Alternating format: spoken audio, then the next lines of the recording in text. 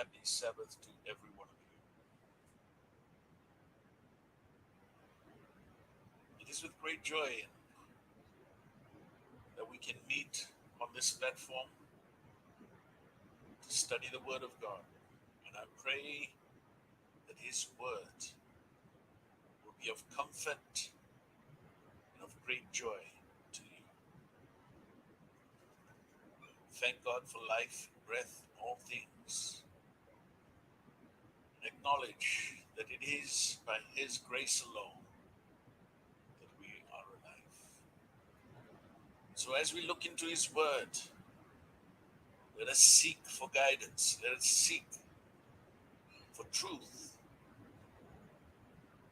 especially truth that is most appropriate for these days in which we live. For it is clear that the world is in deep trouble. This everyone knows. Around the world, people are preparing for more disastrous events. Billions are being spent in the hope of surviving such disasters. It's my prayer that we will all hide within the grace of our Lord Jesus Christ and be protected. Let us begin with prayer. Almighty Father in heaven, we thank you for this opportunity to study your word. We thank you for your kindness and mercy, for granting us strength of life, body and mind. And as we study your word this morning, your spirit will be ever close, enlightening, giving us understanding to know the truth as it is in Jesus. We pray in his name. Amen. Rebellion against the light. In the book of Proverbs of King Solomon, chapter 16, verses 29 and 30. A violent man enticeth his neighbor, and leadeth him in the way that is not. He shutteth his eyes to devise froward things, moving his lips to bring evil to pass. The thought we want to draw from these proverbs is that a man must shut his eyes to devise froward or foolish things. Or to put it more bluntly, to do evil, a person must shut his eyes. Now, what is the function of the eyes? The eyes are the means with which light enters into the body. And in the back of the eyes, the light creates certain electrical signals that are then taken and processed in the brain, that we can see images of our surroundings and the things around us. The eyes is the channel through which light enters in, enabling us to see the things around us. So to shut the eye is to block out the light so that we cannot see. And we need to do this to do evil. A person must block out the light by shutting his eyes if he wants to do evil deeds. That's the thought here. Now, what does that mean? First of all, what is the light? John chapter 1, verse 2 to 4, we read, "The same was in the beginning with God. All things were made by him. Without him was not anything made that was made. In him was life, and the life was the light of men." So the word, and it refers to the word as a person. The word is the light of men. The word, his life, is the light of men. Again, we read verse 9, "That was the true light, which lighteth every man that cometh into the world." I want you to note, Jesus Christ is the light of the world. His life is the light of men. And every man that has come into this world, every person born into this world has been given light. There is no one who has not been given the light of truth. You see, light and truth are synonymous. Psalm chapter 43, verse 3, it says, "O send out thy light and thy truth, let them lead me. Let them bring me unto thy holy hill and to thy tabernacles." Again, John 3:21, "And he that doeth truth cometh to the light, that his deeds may be made manifest, that they are wrought in God." Light and truth is the same thing. Jesus said, "I am the way, the truth, and the life. No man cometh unto the Father but by me." And his life is the light of every man. Light and truth is found in Jesus. They come from Jesus. They are the same thing. Light and truth. Every man born in this world has been given a knowledge of truth to a certain degree. We all have a sense of truth to a certain extent. Even the most heathenest of person, born in the most unlikely of places, has been given a sense of truth.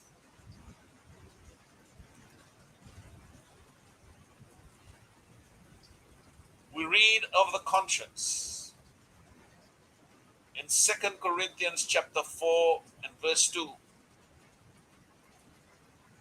The Apostle Paul writes, "But have renounced the hidden things of dishonesty, not walking in craftiness, not handling the word of God deceitfully, but by manifestation of the truth, commending ourselves to every man's conscience in the sight of God."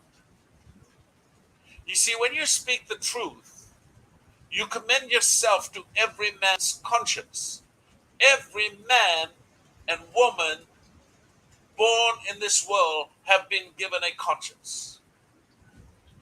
God has made sure that there is a conscience lodged deep within our heart and mind. What is the conscience? It is a moral sense of right and wrong that guides our behavior. You see, everyone has this moral sense. You know it. When you do something that you know is wrong, you feel it inside. You know inside that it is wrong. Even if you enjoy doing it, that conscience of yours will remind you that it's not quite right. Every man has a conscience, and when you preach the gospel, it appeals, commends yourself to every man's conscience.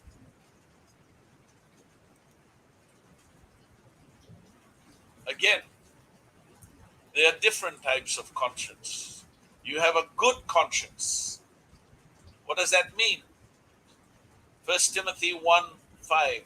Now the end of the commandment is charity out of a pure heart and of a good conscience and of faith unfeigned. See, a good conscience is one that is at peace, one that is harmony with the commandments and the love of God out of a pure heart. When your behavior, when your decisions, when your life is in harmony with the love of God out of a pure heart,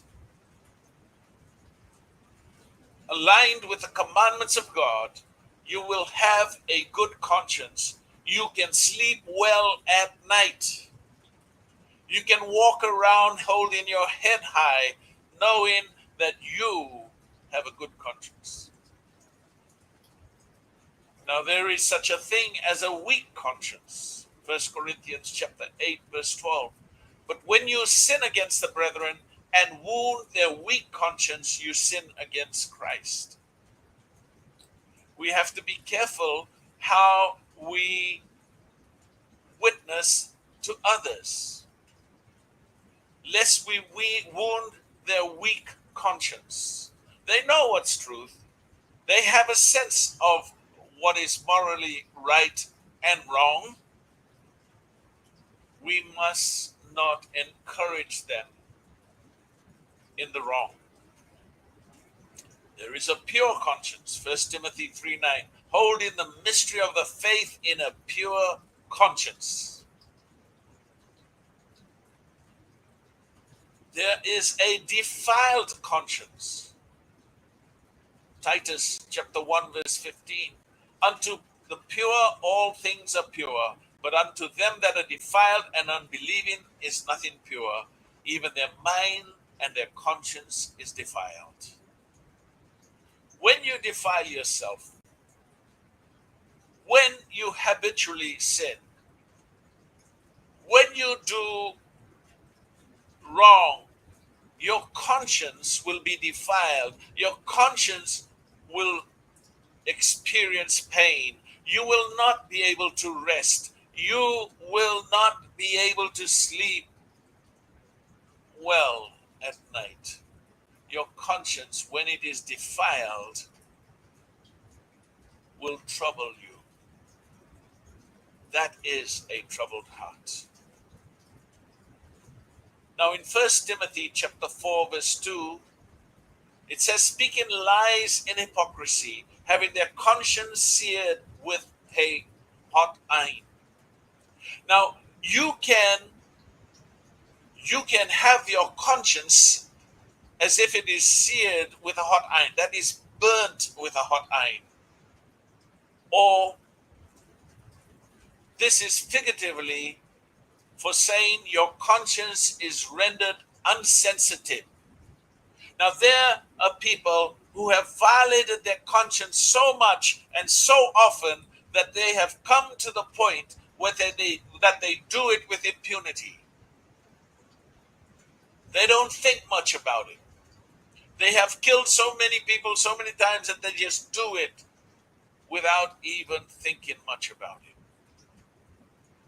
Their conscience has been rendered unsensitive. It can no longer prick them.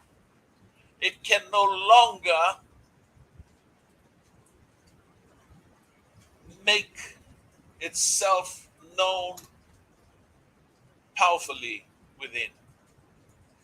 Such people will sin with impunity. Such people are in a terrible state, in great need.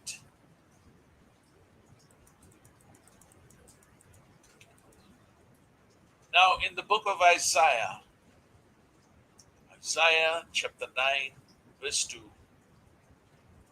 we read, the people that walk in darkness have seen a great light. They that dwell in the land of the shadow of death, upon them has the light shined. You see, the light has shined in a place of darkness. Where is a place of darkness in this world? It's all over. every place upon this earth is in the shadow of death. We all live knowing we will die. We all live knowing deep inside that one day we will have to give an account of the life that we live upon this earth. We know we live in the shadow of death. God has caused light to shine upon every man. He is the light that lighteth every man that cometh into the world. And in every man he has put a conscience. Within every man there is a sense of moral right and wrong.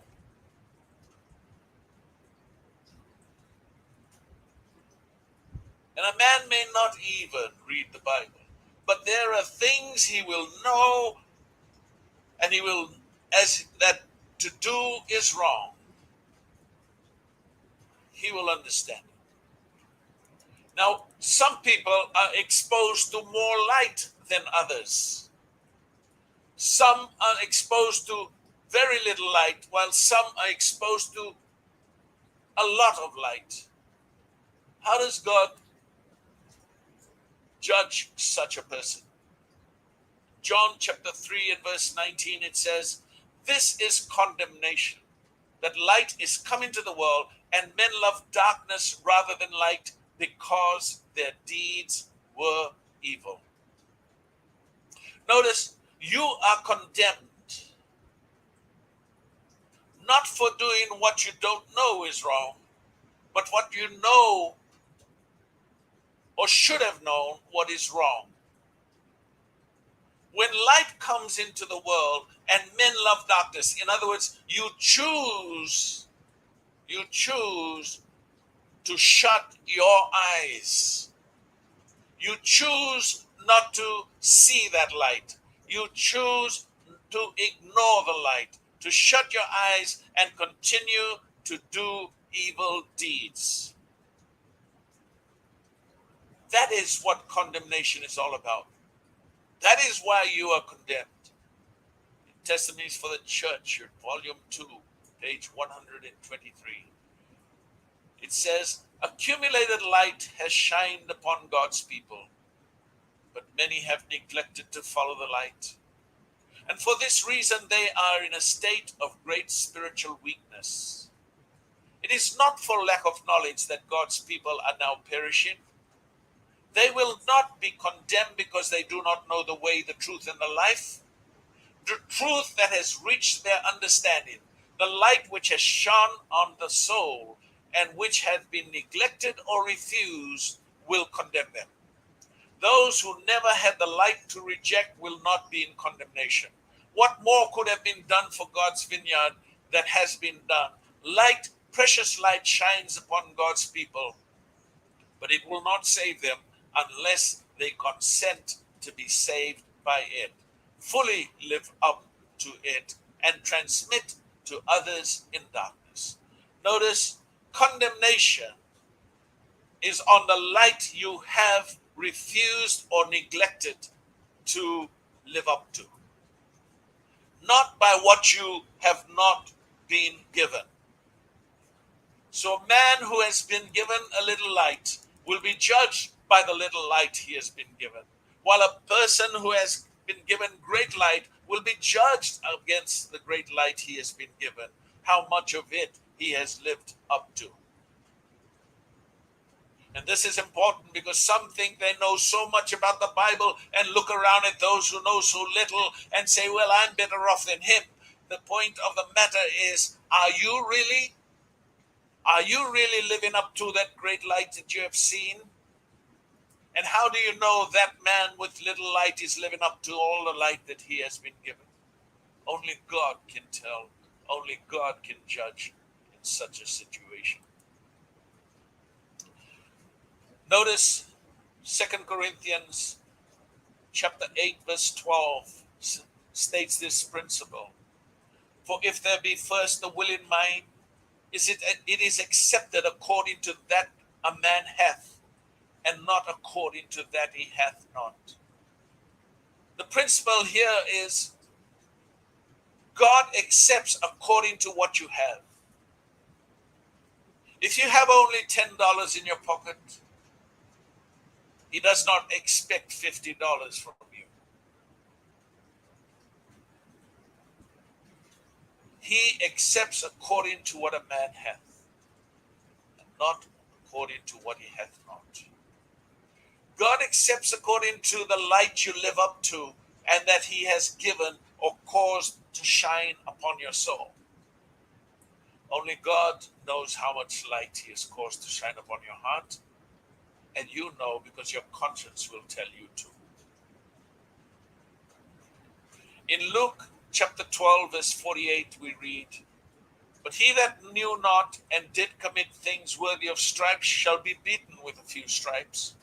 For unto whomever much is given, of him much shall be much required. And to whom men have committed much, of him they will ask the more." Notice, if you have been given little and you have neglected a little light, a little, you will be beaten with few stripes. Your condemnation will be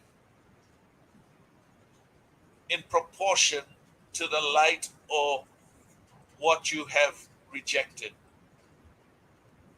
But he that has been given much will be required to answer for much. That's the principle. According to the light that God has caused to shine upon your heart, you will be judged and you will be condemned. James 4:17. Therefore, to him that knoweth to do good and do it not, to him it is sin. When you know what is right, when your conscience is telling you what is right, when you within know that you are about to do something wrong and it's pricking your heart, don't ignore it. Listen to your conscience, your moral sense of right and wrong that God has implanted in your heart. And don't pretend you don't know it. For many pretend they don't know it and continue to do the wrong, and their conscience is then burnt and continually burnt as they continually do wrong until it becomes unsensitive. Don't allow that to happen to you.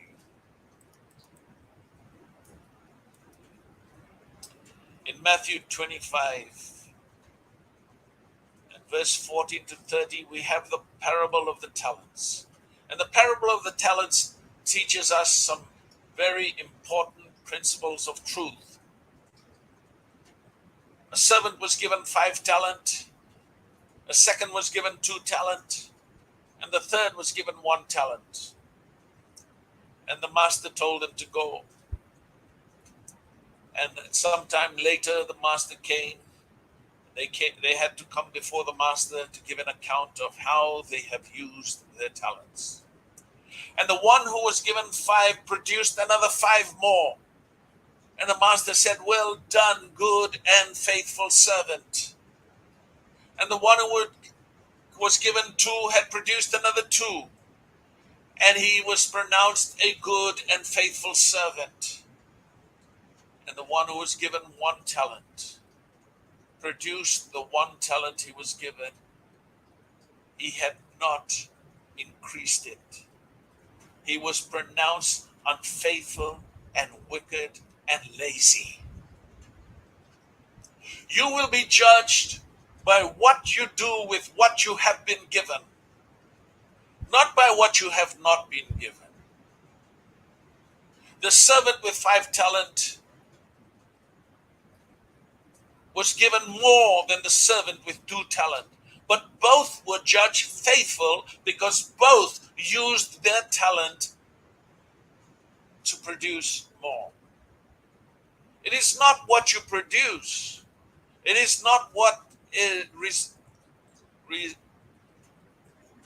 end result is in terms of amount. It is what you have produced in proportion to what you have been given. That's how God judges. Now, the person who had been given 1 talent also tells us that every person born in this world has been given at least 1 talent. Every person born in this world has been given a life for a very specific purpose and special purpose. We all have at least one talent. And when God judges us, we will be asked with respect to what we have done with the talents that God has given us. Every person has been given something because every person, God has a special purpose for their life. What are you doing with your talents that God has given to you? Judgment is in accordance with what you do with what you have been given. Jesus once was passing by the temple, the porch where there was the offering box, and many were passing by putting in bags of money into the offering. And then a poor widow came in and she threw into the money box a farthing, a penny, a little coin. And Jesus saw this and he told his disciples, he said, "This woman has cast more in than all they which have cast in the treasury." In other words, he said, this woman has given more than all the others who gave offering. And then he explained why he said that. He said, because they gave of their abundance, but she gave all that she had. You see, the poor widow had given 100%. All that she had was a farthing, the least of all coins. That's all she had, so that's what she gave. She gave 100%. The others were given bags of money, but it was only a percentage of what they had. It was only a portion of what they had. They were given only a little of what they had. 10%, 20%. Some even thought they were so good they were giving 40%. But God commended this woman who gave 100%. You see, it's not what you have, but what you give of all you have. And let me tell you, let us give 100%. All that we are, all that we have, we must consider is for God. We are but stewards, privileged with overseeing God's wealth. And this poor widow gave 100%. So God, when he sees how much you give, looks at how much you give in proportion to what you have, the percentage. And that's how he judges.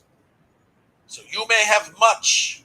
Don't be fooled into thinking you're blessed of God unless that much is being used to multiply and be a blessing to those around you and especially in the preaching of the gospel. In Luke chapter 10, verse 13 to 16, we read this. Woe unto thee, Chorazin! Woe unto thee, Bethsaida! For if the mighty works had been done in Tyre and Sidon, which had been done in you, they had a great while ago repented, sitting in sackcloth and ashes. But it shall be more tolerable for Tyre and Sidon at the judgment than for you. And thou, Capernaum, which art exalted to heaven, shall be thrust down to hell. He that heareth you heareth me, and he that despiseth you despiseth me, and he that despises me despiseth him that sent me. And notice here Jesus is conveying the same principle of how he will judge me. Chorazin, Bethsaida, Capernaum were cities in which Christ had ministered personally and performed many miracles. They had been exposed to great light. Tyre, Sidon, they were cities that had not been exposed to as much light as the other three. Christ did a few miracles in those cities. The woman of Sidon. And so, in the day of judgment, if a person from Tyre is condemned and a person from Capernaum in the time of Jesus is condemned, who will be condemned the most? It will be the person from Capernaum. Why? Because he had been given great light, the opportunity to know more, and in neglecting that opportunity, he has greater guilt than the one from Tyre and Sidon. You see in Psalms chapter 87, verse 4 to 6, God takes into account where we were born when he judges. He says, I will make mention of Rahab, and Babylon to them that know me. Behold, Philistia and Tyre with Ethiopia. This man was born there.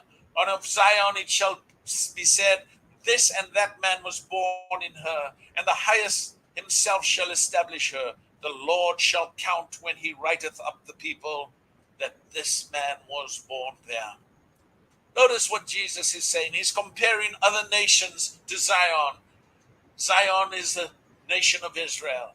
He's saying Rahab and Babylon, Philistia and Tyre and Ethiopia. God will know who were born in these nations. And then he will look at Zion and he will say, this man was born there. The highest herself shall establish her. And then when the Lord shall count, notice the word count is synonymous with judgment in the Bible.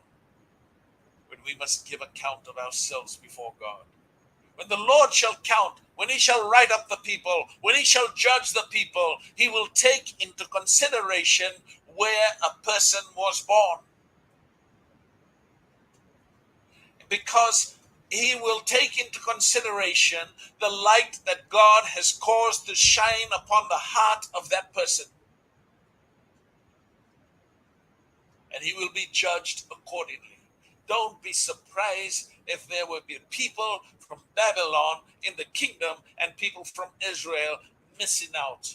Why? Because the first lot had lived up to the light, the little light that they have had, while the latter had not lived up to the great light that they have had. It is not how great the light that shines upon you that determines your destiny. It's how much of what you accept of the light that has shone upon you, and how much of that light you live up to. That's what will determine your fate in the day of judgment.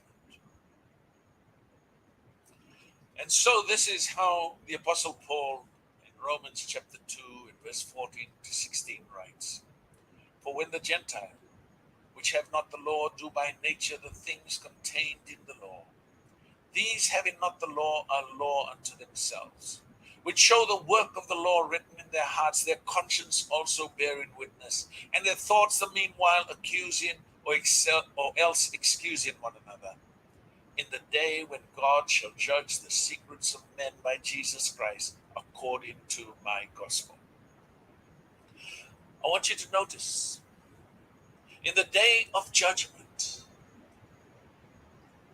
those who are judged as wicked, their thoughts, their conscience will be telling them also that they deserve to be destroyed in the fires of hell.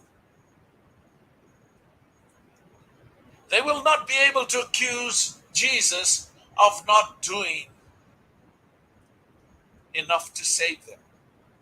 For the books of heaven will clearly expose the many attempts, the many times God and the heavenly angels have tried to bring light into the soul of the person, and the many times they have shut their eyes to do evil. The many times they have rejected the truth. Many times they have rejected opportunities, and their conscience will bear witness to that fact.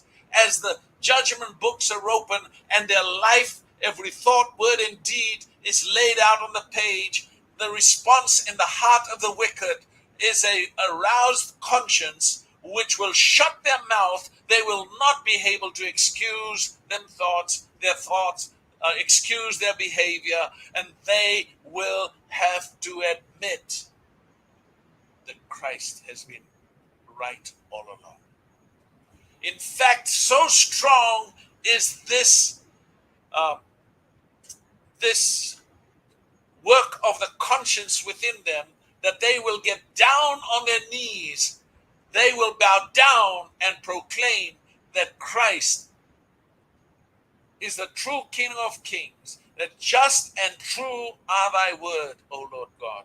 They will proclaim Christ is righteous and full of truth and mercy and love, even though their hearts are not changed. Even Satan will get down on his knees and acknowledge that Christ is the King of Kings and Lord of Lords. And can you imagine Satan in the day of judgment, when it is finally exposed and he sees all that clearly on the page? From the day he began to cherish thoughts against Christ in heaven,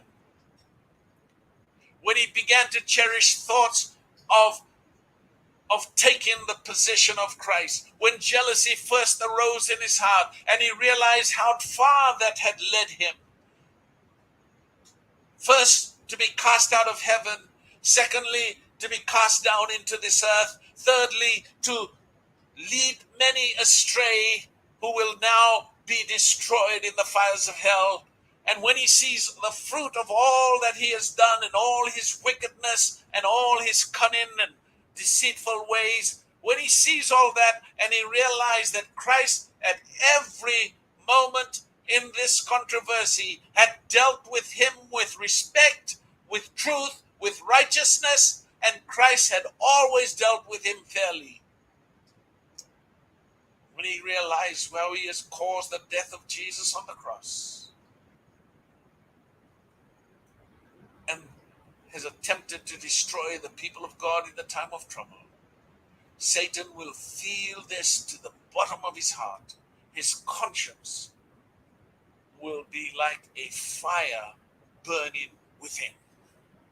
You see, the real fires of hell, yes, there are external fires that will finally consume the wicked, but the real fire that causes pain and hurt is the fire that will burn within when our conscience will finally be exposed to the purity of truth in its fullness. If Christ were to come today in all his glory, many of us would be consumed because of our conscience. We cannot stand his presence without experience guilt to a degree that will kill us. And that is why he does not come in his full glory. But someday soon he will come in his full glory. In Job chapter 31, verse 11 to 12, it says, "For this is an heinous crime, yea, it is an iniquity to be punished by the judges. For it is a fire that consumeth to destruction, and would root out all mine increase." Notice, iniquity is a fire that consumes to destruction. When you sin, when you do wrong, it consumes in. You get burned from inside out.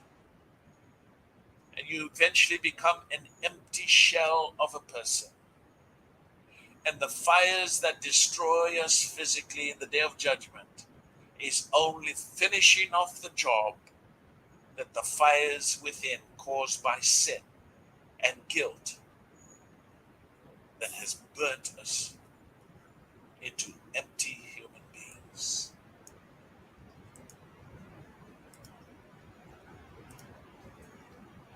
And so we are told in 1 Corinthians chapter 4, verse 5, "Therefore judge nothing before the time until the Lord come, who will bring to light the hidden things of darkness and will make manifest the counsels of the heart, and then shall every man have praise of God.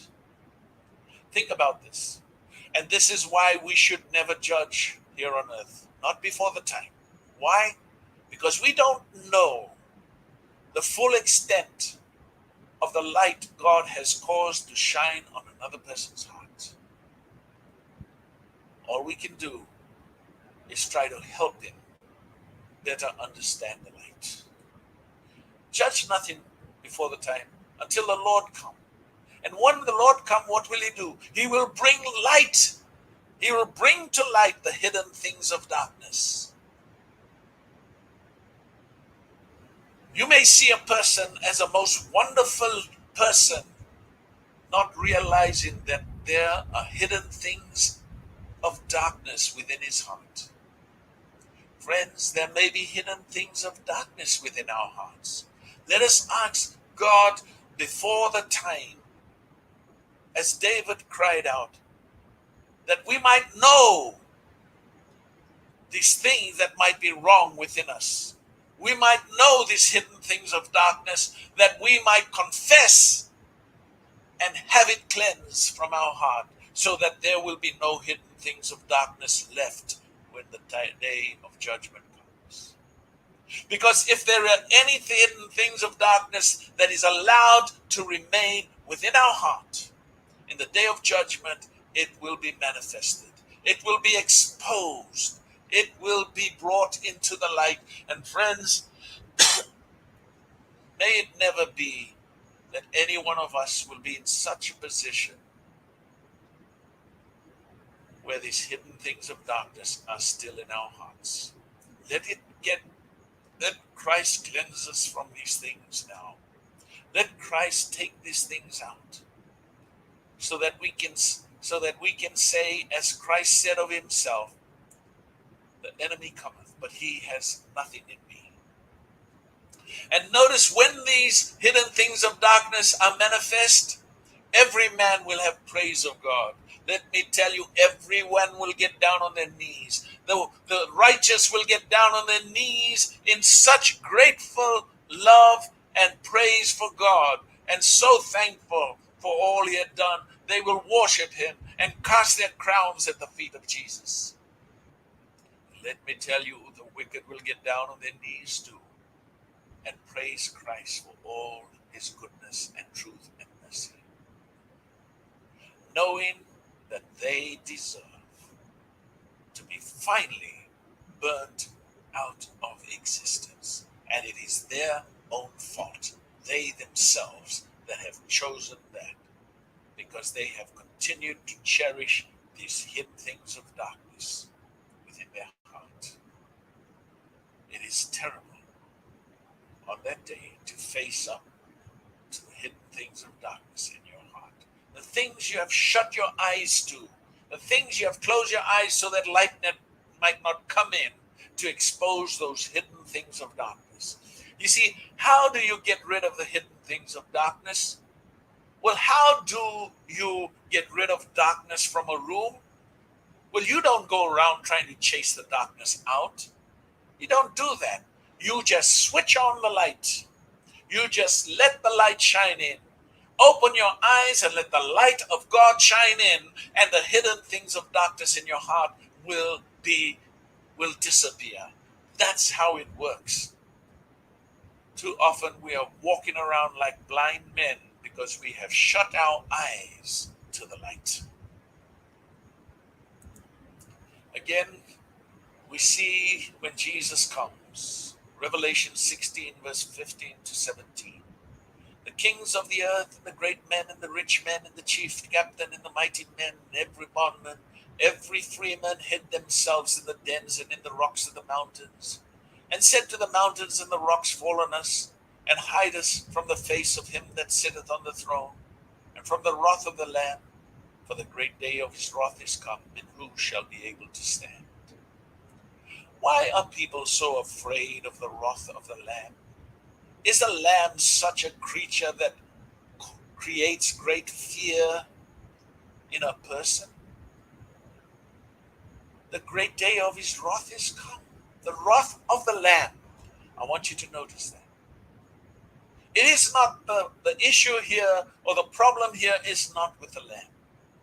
The problem is with the people, the kings of the earth, the great men, the rich men, the chief captain, the mighty men, the bondmen, the free men. It doesn't matter whether you're rich or poor. It is the problem here is with you if you're not ready on that day.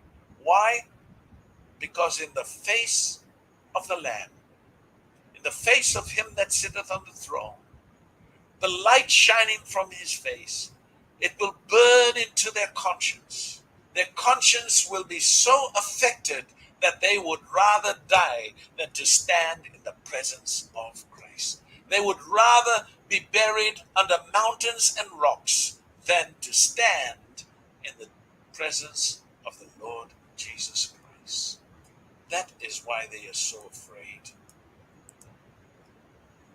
And finally, in the great day of judgment, Revelation chapter 20, verse 12 to 15, I saw the dead, great, small and great, stand before God. The books were open, and another book was open, which is the book of life. And the dead were judged out of those things which were written in the books, according to their works. And the sea gave up the dead which were in it, and death and hell delivered up the dead which were in them. And they were judged every man according to their works. And death and hell were cast into the lake of fire. This is the second death.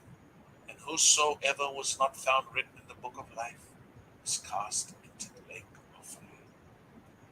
And in the day of the great judgment, Christ and his saints will be sitting on thrones. The wicked will have surrounded the city of God. And the books are open. And every man is judged according to their works. Can you imagine the fate of the wicked as they stand there? All these hidden things of darkness are exposed. Remember the rich young man who came to Jesus and said, "Good master, what must I do to have life?" And Jesus said, "Why callest thou me good? Only one is good, and that is God." And then Jesus said, "If you will enter into life, keep the commandments." And the young man said, "I have kept the commandments from my youth up. What more do I need to do?" And Jesus said, "Go and sell all you have and come and follow me."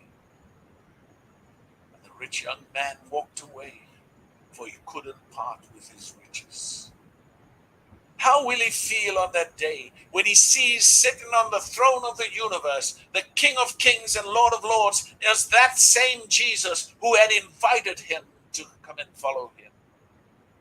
When he will see those poor disciples and fishermen who had followed Jesus on earth, now sitting on thrones, and he could have been on one of those thrones. When he looks into the city and he sees the streets of gold and the gates of pearl and the walls of precious stones, and he realizes, I have chosen not to accept all this because I couldn't give up the little bit of riches I had on earth. Will his riches look so good to him then? The deep regret he will feel, words cannot describe. The fire that burns on his conscience, he would wish to die as quick as possible. It is a most painful experience to stand naked before the eyes of God. Think of the many throughout history. Think of Lucifer himself. When he looks on the throne and he sees a mighty angel placing the crown upon Jesus, the crown for which Lucifer had bent all his energies to evil to try and secure that crown. Think of how he could have been that angel. It was his position, and now he had forfeited that. And then he realizes all the evil he has done, the many angels he had influenced to turn away from their Creator. And they were cast out of heaven. And then he sees the host of human beings, the many he had deceived, and they look at him and they realize that he was the author of deceit. He was the one who had caused them to turn against God. They will feel like killing him. How will Satan feel on that day? His conscience will burn like a fire within. There will be many regrets on that day. Mighty men who had conquered mighty empires will realize on that day that it was all in vain. Vanity of vanities, says King Solomon. All is vanity. All their riches, all their gold, all that they bent their life energy to achieving was all will now crumble down into ashes. The regret, oh, may that never be your experience. But think about the righteous as they view this scene of the wicked, and as they hear the testimony of the wicked, as they express their regrets, as they express their justification that they should die the second death. And as the righteous see these things, because the Bible tells us we shall see it, they look upon Jesus. You can just sense the overwhelming gratefulness. Whereas the song says, amazing grace, a great mercy that saved a wretch like me. I once was lost, but now am found. Amazing grace beyond description. So we see in Proverbs chapter 5 and verse 21 to 23, ways of man are before the eyes of the Lord, and he pondereth all his goings. His own iniquity shall take the wicked himself, and he shall be holden with the cords of his sin. He shall die without instruction, and in the greatness of his folly he shall go astray. Notice, the wicked will be taken by his own iniquity. He shall die. He will know and understand the greatness of his folly. He shall go astray. The greatness of his folly. What is this folly? In Job chapter 24, verse 12 to 13. My apologies, the verse I quoted previously was Proverbs chapter 5, verse 21 to 23. Now Job chapter 24, verse 12 to 13. Men groan from out of the city, and the soul of the wounded crieth out. Yet God layeth not folly to them. They are of those that rebel against the light. They know not the ways thereof, nor abide in the paths thereof. Who are the wicked? They have rebelled against the light. Folly is rebellion against the light. And in the day of judgment,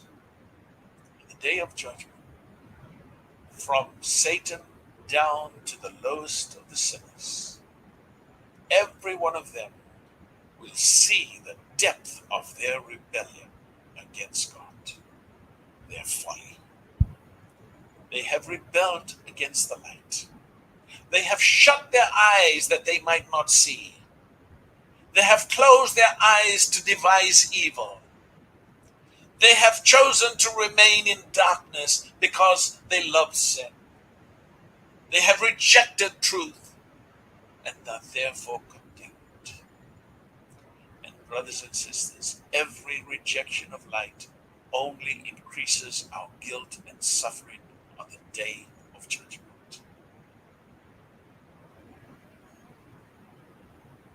Let me appeal. Open your eyes to see and let the light in. Let it remove the hidden things of darkness within. Let your heart be fully cleansed, that you may stand with boldness in the day of judgment. For your conscience will not trouble you when there is nothing within. For God has forgiven you. And when he forgives you, it is as if you have never sinned. And not only that, he has transformed you by his grace, that you may shine as the stars and stand before him with a clear and pure conscience and with praise for God. And let not be your destiny with the wicked, where their conscience will burn within. They will be troubled to a degree that words cannot express, and finally be consumed not only by the fire within, but by the fire without, and be totally removed from existence, never more, ever again to live. I pray that the Lord has blessed you this morning and has shone upon your heart and mind. May he keep you until that day. Let us close with prayer. Almighty Father in heaven, we thank you for your kindness and mercy towards us. As the day come in and none can avoid, give us a heart to prepare, to open our eyes and let the light in, let the darkness be removed from within, that we may stand with boldness in that day and say, this is our God. We have waited for him and he will save us. Let it not be the lot of anyone to stand without the city with the wicked, to be consumed with guilt, to be troubled by their conscience, and to be finally destroyed. For God would rather that we be saved than to be destroyed. Help us, we